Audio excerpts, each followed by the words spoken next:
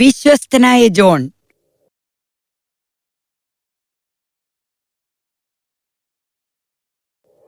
ഒരിക്കൽ ദ്വീപരാജ്യമായ ഡെലോലിയയിൽ തിയഡോർ എന്ന ചെറുപ്പക്കാരനും ഊർജ്ജസ്വലനുമായ ഒരു രാജാവുണ്ടായിരുന്നു. അദ്ദേഹം തന്റെ രാജ്യത്തെ സ്നേഹിക്കുകയും തന്റെ ജനങ്ങളെ സന്തോഷിപ്പിക്കാനും എപ്പോഴും പരിശ്രമിക്കുകയും ചെയ്തു. രാജ്യത്തിനകത്തും അയൽവാസികളിലും കച്ചവടം നടത്തുന്ന വ്യാപാരികളാൽ സമ്പന്നമായ സമ്പത്ത് വ്യവസ്ഥയുള്ള ദ്വീപുകളുടെ ഒരു കൂട്ടമായിരുന്നു ഡെലോലിയ. രാജാവ് തന്റെ ഏറ്റവും വിശ്വസ്തദാസനായ ജോണിനൊപ്പം പലപ്പോഴും രാജ്യത്തേക്ക് ഇറങ്ങും. തിയഡോർ ജോണിന്റെ സുഹൃത്തും വ്യാപാരിയുമായ ടെഡായി വേഷം മാറി.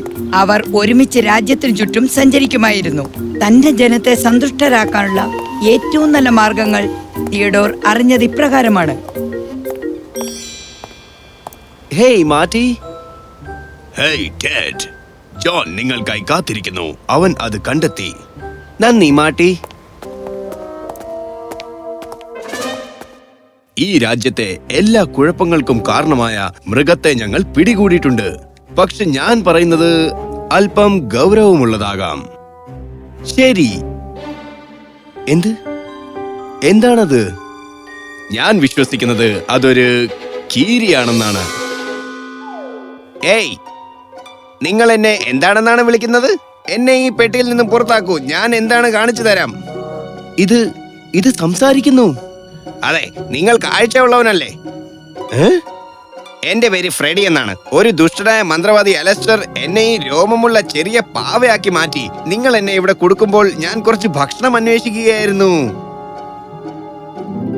ഇപ്പോൾ എന്നെ ഇവിടെ നിന്നും പുറത്താക്കൂ. എങ്കിലേ ആ പഴയ മാന്ത്രികന്റെ അടുക്കളേക്ക് പോയി എന്റെ ശരിയായ രൂപത്തിലേക്ക് മാറാൻ പറ്റും എനിക്ക്. പക്ഷേ എന്തിനാണ് അയാൾ നിങ്ങളെ ഒരു കീരിയാക്കിയത്? ഞാൻ സാരിയസ് രാജാവിന്റെ സ്വർണ്ണപ്പണിക്കാരനായി ജോലി ചെയ്തിരുന്നു. സാരിയസ് രാജാവോ? അതെ.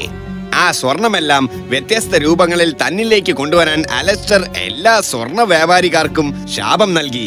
ഇത് ബാക്കിയുള്ളവരെ ദരിദ്രരും അസന്തുഷ്ടരുമാക്കി. ആ ശാപം എന്നിലും വീണു. ഞാൻ ഓടാൻ ശ്രമിച്ചിട്ടും എന്നാൽ അതിനു മുമ്പേ അയാൾ എന്നെ കണ്ടെത്തി. എന്നിട്ട് എന്നെ ഇങ്ങനെയാക്കി. ഓ, അത് വളരെ കഷ്ടമായി. അതെ, ഞാൻ അയാളെ കണ്ടെത്തി. ഇതിന് ഞാൻ പകരം ചെയ്യും. ഞാൻ നിങ്ങളെ സഹായിക്കട്ടെ. നിങ്ങളോ?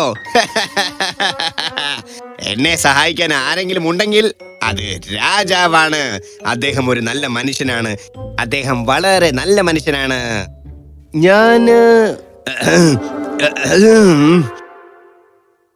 അങ്ങനെ നിങ്ങൾ ആദ്യം ഇതിനെപ്പറ്റി ചിന്തിക്കണം. വർഷങ്ങളായി സാരിയസ് നിങ്ങളുടെയും പിതാവിന്റെയും ശത്രുവാണ്. നിങ്ങൾ ശരിക്കും അവിടെ പോയി യുദ്ധം ചെയ്യാൻ ആഗ്രഹിക്കുന്നുണ്ടോ? നിങ്ങൾ വിഷമിക്കണ്ട ജോൺ, അവൻ അതൊന്നും അറിയില്ല. അതെ, നിങ്ങൾ എന്താണ് സ്വകാര്യം പറയുന്നത്? ഒന്നുമില്ല. ഞാനാണ് ടെഡ്. ഇത് ജോൺ. നിന്നെ ഞങ്ങൾ സഹായിക്കാം. വരൂ, പോകാം. ടെഡും ജോണും ഫ്രെഡിയെ കൊട്ടാരത്തിൽ രാജാവിന്റെ മുറിയിലേക്ക് കൊണ്ടുപോയി. നമ്മൾ ഇവിടെ എന്താണ് ചെയ്യുന്നത്? രാജാവ് ഇത് കണ്ടെത്തിയാലോ? നിങ്ങൾ എവിടേക്ക് പോകുന്നു? നീ വിഷമിക്കണ്ട ഫ്രെഡി.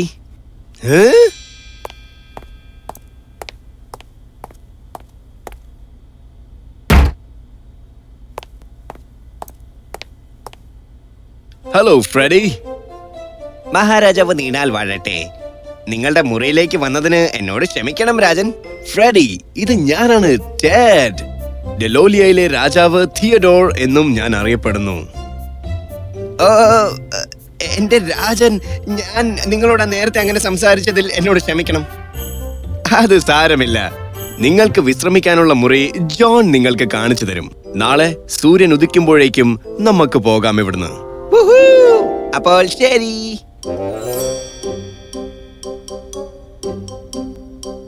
ഈ വഴിയിലൂടെ എന്താണ് ചെയ്യേണ്ടതെന്ന് രാജാവിന് അറിയാമെന്ന് ഞാൻ പ്രതീക്ഷിക്കുന്നു. എന്നാൽ എങ്ങനെ നമ്മൾ കവാടം കടക്കും എന്നാണ് എന്റെ സംശയം. എന്റെ അടുത്തൊരു വഴിയുണ്ട്. സാരിയസ് രാജാവിന് സ്വർണം വളരെ ഇഷ്ടമാണ്. നമുക്ക് സ്വർണ്ണപ്പണിക്കാരായി വേഷം കെട്ടി രാജകുമാരിയെ കപ്പലിലേക്ക് ആകർഷിക്കാം.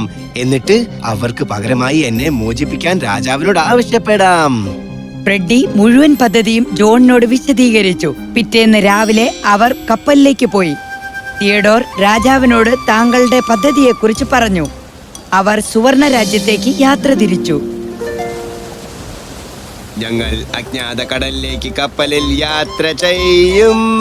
രാജകുമാരിയെ കപ്പലിലേക്ക് കൊണ്ടുവരും. അപ്പോൾ അവർ എന്റെ രൂപം മാറ്റി നൽകും.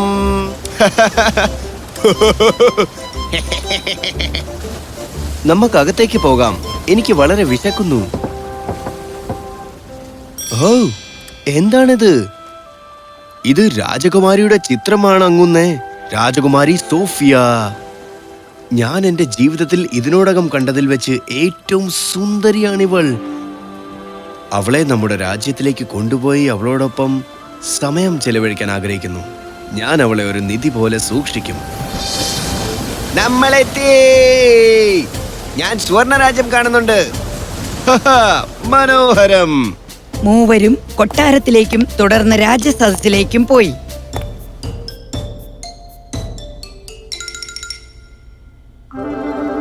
ക്ഷമിക്കണം, എനിക്ക് നിങ്ങളെ കടത്തിവിടാൻ സാധിക്കില്ല. രാജാവിനും രാജകുമാരിക്കുമുള്ള സമ്മാനങ്ങളുമായാണ് ഞങ്ങൾ വന്നിട്ടുള്ളത്. ഓ, ഒരു നിമിഷം. ഞാൻ ഉടൻ തന്നെ രാജാവിനെ അറിയിക്കാം ഇത്. ആ ഫ്രെഡി എവിടെ പോയി? ഇതിനിടയിൽ ജോണും ടെഡും രാജാവിനെയും രാജകുമാരിയെയും കാണാൻ കാത്തിരിക്കുമ്പോൾ ഫ്രെഡി സ്വയം രൂപം മാറ്റാനുള്ള വഴി കണ്ടെത്താനായി മാന്ത്രികന്റെ അറയിലേക്ക് പോയി. എവിടെയാണത്? അവന്റെ ആ വടി എവിടെയാണ്? നന്നായിരിക്കുന്നു. അതാരാണെന്ന് നോക്കൂ. ഓടാം. അത്ര വേഗത്തിലാകാതെ. ഫ്രീസ്. ഒടുവിൽ എനിക്ക് നിന്നെ കിട്ടി. വേണ്ട, വീണ്ടും ഒരു ബന്ധനം വേണ്ട. സെറിയസ് രാജാവും സോഫിയ രാജകുമാരിയും ഇപ്പോൾ നിങ്ങളെ കാണും. ശരി, സമയമായി. വരൂ ജോൺ. ആശംസകൾ മഹാരാജാവേ. മഹാരാജൻ, ഇവരാണ് ഞാൻ പറഞ്ഞ സ്വർണ്ണ പണിക്കാർ. ആഹാ, സ്വാഗതം. ഒരു സ്വർണ്ണ പണിക്കാരൻ എപ്പോഴും എന്റെ രാജ്യത്തേക്ക് സ്വാഗതമാണ്. അതെ, ഇത് രാജകുമാരിക്ക് വേണ്ടിയാണ്. ഓ, എനിക്കോ? ഇത് വളരെ മനോഹരമാണ്. ഒരു മാലാഖ മറ്റൊരു മാലാഖയ്ക്കായി. ഞങ്ങളുടെ കപ്പലിൽ ഇനിയും ധാരാളം സ്വർണ്ണാഭരണങ്ങളുണ്ട് കുമാരി. നിങ്ങൾക്കതിൽ നിന്നും തിരഞ്ഞെടുക്കാൻ എളുപ്പമായിരിക്കും. ഞാൻ പൊക്കോട്ടെ പിതാവേ, ദയവായി. എന്തൊരു വിഡ്ഢിത്തരമാണിത്! ഒരു അപരിചിതമായ കപ്പലിലേക്ക് ഞാൻ നിന്നെ വിടാനോ? ഇല്ല. ദയവായി പിതാവേ, കൂടുതൽ സ്വർണം കിട്ടിയാൽ അത് നിങ്ങൾക്ക് വേണ്ടിയാണ്. ദയവായി. ശരി ശരി, പക്ഷെ ഒറ്റയ്ക്കല്ല, നീയും വേണം. കുമാരിക്കൊപ്പം കപ്പലിലേക്ക് നീ കൂടെ ചെല്ലൂ. തീർച്ചയായും തീർച്ചയായും മഹാരാജൻ. മഹാരാജൻ, നിങ്ങൾ ഫ്രെഡിയെ കണ്ടോ? അയാളെ കാണാനില്ല.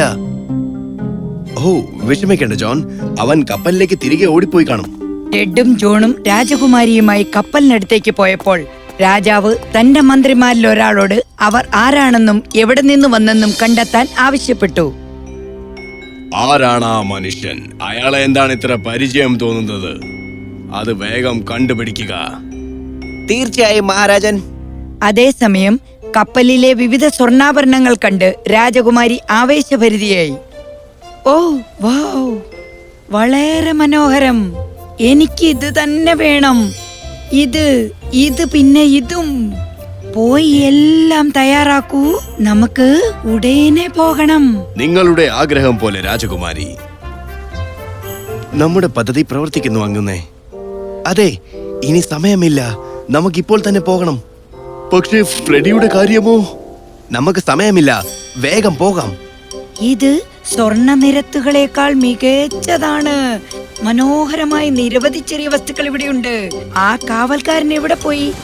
എന്തേ? ഇല്ല, സഹായിക്കൂ. ടെഡ് അവളുടെ അടുത്തേക്ക് ചെന്നു രാജകുമാരിയോട് മുഴുവൻ സാഹചര്യങ്ങളും വിശദീകരിച്ചു. താൻ ശരിക്കും ആരാണെന്നും ഫ്രെഡിയെക്കുറിച്ചും രാജ്യം മുഴുവൻ വ്യാപിച്ചിരിക്കുന്ന ശാപത്തെക്കുറിച്ചും അദ്ദേഹം അവളോട് പറഞ്ഞു. ഓ രാജകുമാരി, ഞാൻ നിന്നെ കണ്ട നിമിഷം തന്നെ നിന്നെ ഇഷ്ടപ്പെട്ടു പോയി. എന്റെ സുഹൃത്തിനെ രക്ഷിച്ച എന്റെ രാജ്ഞിയാകാൻ നിങ്ങൾ സഹായിക്കില്ലേ? സോഫിയ രാജകുമാരിയുടെ ഹൃദയം അലിഞ്ഞു. അവൾ തിയോഡോറെ രാജാവിനെ സഹായിക്കാമെന്ന് സമ്മതിച്ചു. ശാപത്തെക്കുറിച്ച് എനിക്ക് അറിയില്ലായിരുന്നു. അത് ഭയങ്കരമാണ്. നമ്മൾ അവിടെ എത്തിക്കഴിഞ്ഞാലുടൻ ഞാനൊരു കുറിപ്പ് എഴുതി അയക്കാം. കപ്പൽ പോയത് സൈനികൻ കണ്ടു. അയാൾ അത് രാജാവിനെ അറിയിച്ചു. അദ്ദേഹം പ്രകോപിതനായി. എന്ത്? അതാരാണെന്ന് എനിക്ക് ഇപ്പോൾ തന്നെ അറിയണം. ഈ ക്ഷണം. അത് ആ കപ്പൽ ഡെലോലിയയിലെ രാജാവായ തിയോഡോറിന്റെ ആണെന്ന് തോന്നുന്നു. രാജാവ് തിയോഡോറോ? മാന്ത്രികൻ എവിടെ? എനിക്ക് അയാളെ ഉടനെ തന്നെ കാണണം. രാജാവ് മാന്ത്രികന്റെ അറയിലേക്ക് പോയി എന്താണ് സംഭവിച്ചതെന്ന് പറഞ്ഞു. രാജകുമാരിയെ തിരികെ കൊണ്ടുവരാനായി കപ്പലിൽ ശാപം പ്രയോഗിക്കാൻ അദ്ദേഹം ആവശ്യപ്പെട്ടു. മഹാരാജൻ, ആ രാജാവിനെ നശിപ്പിക്കാൻ 2 മികച്ച ശാപങ്ങൾ എന്റെ പക്കലുണ്ട്. അത് ചെയ്യൂ. ആദ്യം രാജാവ് കപ്പലിൽ നിന്നും ഇറങ്ങുമ്പോൾ ഒരു കുതിര അവനെ കാത്തു നിൽക്കും. അവൻ കുതിരപ്പുറത്ത് കയറുന്ന നിമിഷം അവനെ അത് ദൂരത്തേക്ക് ഓടിച്ചു കൊണ്ടുപോകും. ഒരിക്കലും പിടിക്കാൻ പറ്റാത്ത സ്ഥലത്ത്. രക്ഷപ്പെടാനുള്ള ഏക മാർഗം രാജാവിനോട് പറയാതെ മറ്റൊരാൾ കുതിരയെ ഭയപ്പെടുത്തുക എന്നതാണ്. അല്ലെങ്കിൽ അവർ എന്നേക്കുമായി മരവിച്ചു പോകുന്നതാണ്. നന്നായിരിക്കുന്നു. അത് പ്രവർത്തിച്ചില്ലെങ്കിൽ 2ാമത്തെ ശാപം തീർച്ചയായും ഫലിക്കും. അതെന്തായിരിക്കും? നിങ്ങൾ ഈ സ്വർണ്ണ കുപ്പായം അവന് കൈമാറണം. ഇതവൻ ധരിക്കുമ്പോൾ അവനും അവന്റെ കല്ലായി മാറും. ഈ ശാപത്തെക്കുറിച്ച് ആരെങ്കിലും അവനോട് പറഞ്ഞാൽ അവരെല്ലാം തൽക്ഷണം കല്ലായി മാറും.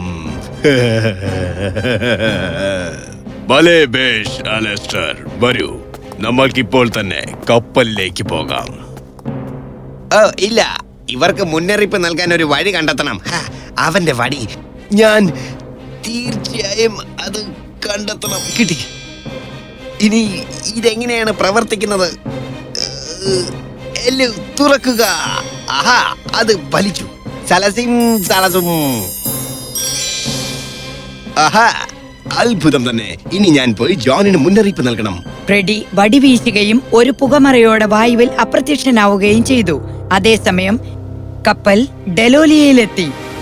ജേറിയസ് രാജാവിന് ഒരു കുറിപ്പയക്കാൻ രാജാവ് ദൂതനെ വിളിച്ചു. ഫ്രെഡി അവിടെ സുരക്ഷിതമാണെന്ന് എനിക്ക് ഉറപ്പുണ്ട്. ഹേയ് ജോണി, നിങ്ങൾ ആരാണ്? ഇത് ഞാനാണ്, ഫ്രെഡി. നോക്കൂ, നമുക്ക് സമയമില്ല ഒട്ടും. രാജാവ് ദുഷ്ടനായ അലസ്റ്ററിനോട്. ഫ്രെഡി ജോണിനോട് താൻ കേട്ട കാര്യങ്ങളെല്ലാം പറഞ്ഞു. ശാപങ്ങളെക്കുറിച്ചും മുന്നറിയിപ്പ് നൽകി. ആരെങ്കിലും രാജാവിനോട് അത് പറഞ്ഞാൽ അവർ കല്ലായി മാറുമെന്നും പറഞ്ഞു. അപ്പോൾ തന്നെ ഫ്രെഡി പറഞ്ഞതുപോലെ സുന്ദരനായ ഒരു കുതിര രാജാവിന്റെ മുന്നിലേക്ക് നടന്നു വന്നു. അവസാനം ഈ കുതിര ഞങ്ങളെ കൊട്ടാരത്തിലേക്ക് തിരികെ കൊണ്ടുപോകാൻ ഉത്തമനാണ്. രാജാവ് കുതിരപ്പുറത്ത് കയറാൻ തുടങ്ങുന്നതിനിടയിൽ ജോൺ തനിക്ക് മുന്നിൽ കിടന്ന ചങ്ങലയിൽ പിടിച്ചു കുലുക്കി. ഇത് കുതിരയെ ഭയപ്പെടുത്തുകയും അത് ഓടിപ്പോവുകയും ചെയ്തു. എന്താണത്? ജോണിന് രാജാവിനോട് എങ്ങനെ ഇത് ചെയ്യാൻ കഴിഞ്ഞു? കുഴപ്പമില്ല, ജോൺ എന്റെ ഏറ്റവും വിശ്വസ്തനായ ദാസനാണ്. രാജാവിന്റെ ക്ഷേമം മനസ്സിൽ കരുതിയാണ് അവൻ ഇത് ചെയ്തത്. അതിൽ എന്തെങ്കിലും കാരണം കാണും. അത് വളരെ പെട്ടെന്നായിരുന്നു. രാജാവും രാജകുമാരിയും കൊട്ടാരത്തിലേക്ക് പോയി. ഒരു ദൂതൻ ജോണിനോട് സേരിയസ് രാജാവിന്റെ വരവിനെ കുറിച്ച് പറഞ്ഞു. അവനിവിടെ ഉണ്ടോ ഇതിനകം? അതെ സാർ, രാജാവിനും വധുവിനും സമ്മാനങ്ങൾ നൽകാൻ സമാധാനപൂർവ്വമാണ് അയാൾ വന്നതെന്ന് പറഞ്ഞു. അത് കൊള്ളാമല്ലോ. ഹലോ കിങ് തിയോഡോർ, ആശംസകൾ. നന്ദിയുണ്ട് രാജാവേ. ഞാൻ സമ്മാനങ്ങൾ കൊണ്ടുവന്നിട്ടുണ്ട്. ഈ സ്വർണ്ണക്കുപ്പായം സ്വീകരിച്ചാലും തലമുറകളായി കൈമാറ്റം ചെയ്യപ്പെടുന്ന കരുത്തിന്റെ അടയാളം കൊണ്ട് കുടുംബത്തിൽ പാരമ്പര്യമായി വരാൻ ഈ സ്വർണ്ണക്കുപ്പായം ധരിക്കപ്പെടുന്നു. സ്വീകരിച്ചാലും. അത്യുഗ്രൻ, അത് വിസ്മയമാണ്. ഞാനും ബഹുമാനിക്കപ്പെടും. അതെ, എന്താണ് നിങ്ങൾ ഇത് ധരിക്കാത്തത്?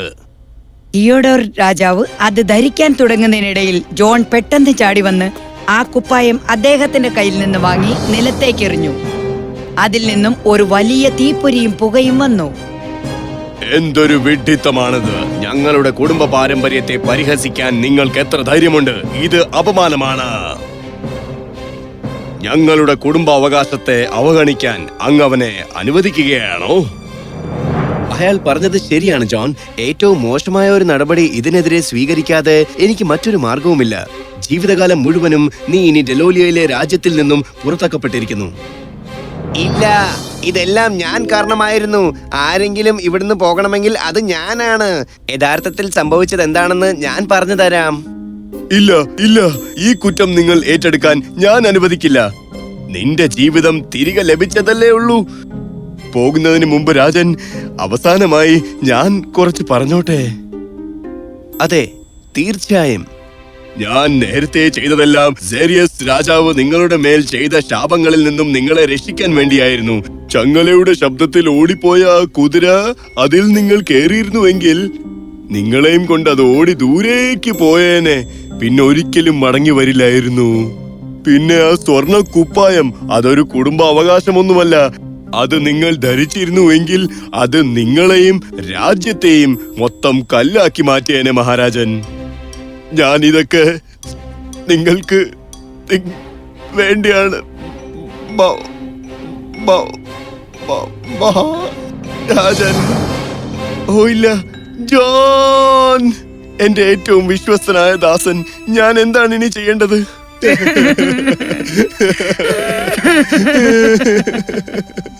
പിതാവേ, നിങ്ങൾക്കിതെങ്ങനെ കഴിഞ്ഞു? അവൻ എവിടെയാണ് പോയത്? അവൻ ഓടിപ്പോയെന്ന് തോന്നുന്നു. ഓ പാവം ജോൺ. ഇപ്പോൾ അവൻ... ഓ നിൽക്കൂ, എന്റെ അടുത്ത് അലസ്റ്ററിന്റെ വടിയുണ്ട്. ഞാൻ ഇതെന്താ നേരത്തെ ചിന്തിക്കാത്തത്? സലസൂം സലസീം. ഒരു ജീവിതം ത്യാഗം ചെയ്ത് അത് തിരികെ കൊണ്ടുവരൂ. ഒരു കാറ്റിന്റെ സഹായത്തോടെ വിശ്വസ്തനായ ജോൺ കണ്ണുകൾ തുറന്നു. എല്ലാം വീണ്ടും ശരിയായി. ഓ നന്ദിയുണ്ട് സുഹൃത്തേ. എനിക്ക് വേണ്ടി അത്രയും ദൂരെ പോയ സുഹൃത്തുക്കൾക്കായി ഏറ്റവും കുറഞ്ഞത് ഇതെങ്കിലും ഞാൻ ചെയ്യണ്ടേ? എനിക്കും കിട്ടിയതിൽ ഏറ്റവും വിശ്വസ്തനായ വ്യക്തിയാണ് നീ. ഇനി മുതൽ നീ ഒരു സേവകൻ മാത്രമല്ല, എന്റെ സുഹൃത്തുമാണ്. എനിക്കൊരു നിബന്ധനയുണ്ട്. നിങ്ങൾക്ക് ഫ്രെഡിയെ കീരിയാക്കി മാറ്റാൻ പറ്റുമെങ്കിൽ മാത്രം.